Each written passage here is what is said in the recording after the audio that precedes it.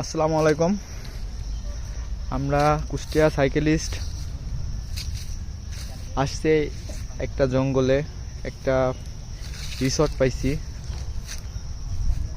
তে রিসর্টটা মানে পরিপূর্ণ ছিল না, এটা অনেক কষ্ট করে গোছাইছি, অনেক সুন্দর ব্যবস্থা করছি সব কিছুই।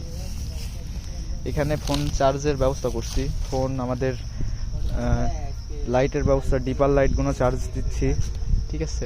রিসর্টটা অনেক সুন্দর। আর এখানে আমাদের সাইকেল আছে, আর এখানে আমাদের কুষ্টিয়া সাইকেল লিস্টের মেম্বাররা ঘুমাচ্ছে।